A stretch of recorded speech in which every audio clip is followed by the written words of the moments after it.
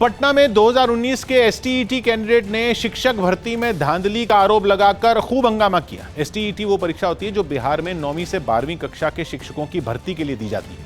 इसी परीक्षा को पास करने वाले लोगों ने रिजल्ट में गड़बड़ी का आरोप लगाकर बिहार के शिक्षा मंत्री के घर का घेराव करने की कोशिश की, जिसके बाद जमकर बवाल हुआ। ये लोग हाथों में बैनर लेकर जैसे ही इको पार्क में धरने पर बैठे, पुलिस ने उन्हें खदेड़ दिया।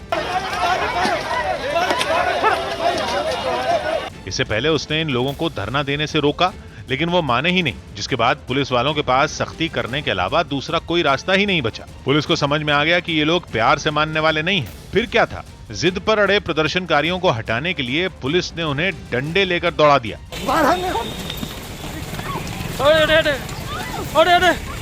सामने से लाठियां लेकर आते पुलिस वालों को देखकर प्रदर्शनकारियों को कुछ नहीं सूझा और वो सर पर पैर रखकर भागे। एसटीईटी शिक्षक बहाली में धांधली का आरोप लगाकर यहाँ पर सैकड़ों अभ्यर्थी पहुंचे थे। पुलिस इनको यहाँ से खदेड़ रही है। आनंद फानन में कई लोग एक दूसरे के ऊपर ही गिर गए, जिसके बाद उन्हें उठने का मौका दिया गया, क्योंकि पुलिस का मकसद इन लोगों को पीटना नहीं बल्कि डंडे का डर दिखाकर वहां से हटाना था। यही वजह रही कि जब भागते हुए कुछ लोग जमीन पर गिर गए तो उन्हें पीटा नहीं गया।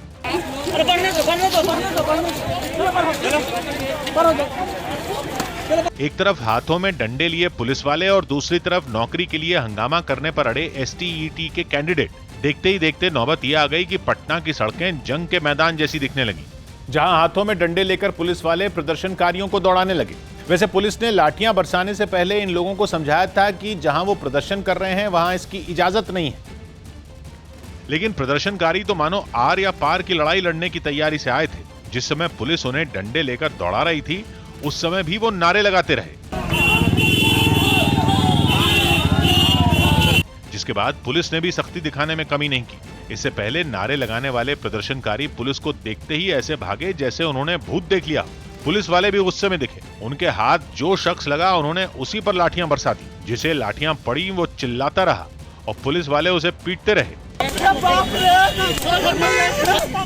इन लोगों की संख्या अच्छी खासी थी, इसलिए पुलिस वालों को इन्हें काबू में करने में वक्त लगा और सड़कों पर आगे आगे प्रदर्शनकारी और पीछे पीछे पुलिस वाले दौड़ते दिखे। इस दौरान कुछ लोगों को चोटें भी लगीं, जिन्होंने मीडिया को अपने जख्म दिखाए और नीतीश सरकार पर हमला किया। क्रिमिनल नहीं है।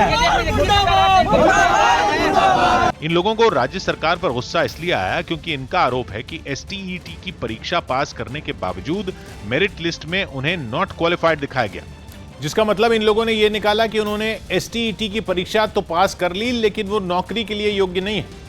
एसटीईटी कैंडिडेट ने आरोप लगाया कि उनके रिजल्ट में हेराफेरी की गई और जो लोग ये टेस्ट पास कर चुके हैं उन्हें मेरिट लिस्ट में अयोग्य बताया गया।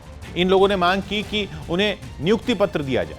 2019 में 37,000 से ज्यादा लोगों ने एसटीईटी की परीक्षा दी थी, जिसका रिजल्ट 2021 में आया और 30,000 से ज्यादा उम्मीदवारों ने यह परीक्षा पास की। इन लोगों का कहना है कि जिस समय उन्होंने ये परीक्षा दी थी, सरकार की ओर से उन्हें यह भरोसा दिया गया था कि ये परीक्षा पास करने वाले सभी लोगों को नौकरी मिल जाएगी, लेकिन अचानक मेरिट लिस्ट जारी होने से वो भड़क गए और इसी बात पर वो भड़क गए। हालांकि सरकार की ओर से ये साफ किया जा चुका है कि जो मेरिट लिस्ट जारी की गई, नियुक्ति उसके हिसाब से नहीं होगी, लेकिन विपक्ष ने इस मुद्दे पर प्रदर्शनकारियों का साथ दिया और एसटीईटी के कैंडिडेट्स के रिजल्ट में हेराफेरी के आरोप को सही ठहराया। धांधली नहीं हुई होती तो मलयालम के एक्ट्रेस थोड़ी ना पास की होती। चलिए, नीतीश कुमार जी तो थके हुए मुख्यमंत्री, उनको बिहार की जनता नौजवानों से कुछ लेना थोड़ी ना। जबकि बिहार के शिक्षा मंत्री ने दो टूक कहा कि किसी के साथ नाइंसाफी नहीं होगी। सरकार किसी की अनदेखी नहीं कर रही है, कुछ अनावश्यक भ्रम की स्थिति पैदा की जा रही है। बिहार सरकार पहले ही बता चुकी है कि जितने लोगों ने एसटीईटी परीक्षा पास की है वो सभी लोग शिक्षक बनने के लिए आवेदन करने के हकदार हैं। सौभाग्य की बात यह कि पुलिस की लाठियां खाने वाले प्रदर्शनकारियों के मन में डर था कि एसटीईटी पास करने के बावजूद उन्हें नौकरी नहीं मिलेगी, क्योंकि राज्य सरकार की ओर से मेरिट लिस्ट जारी कर दी गई, जिसके मायने उन्होंने ये निकाले कि टेस्ट में ज्यादा नंबर पाने वालों को प्राथमिकता मिलेगी। हालांकि सरकार की ओर से साफ किया जा चुका है कि जो मेरिट लिस्ट आई उसका नियुक्ति से लेना देना नहीं।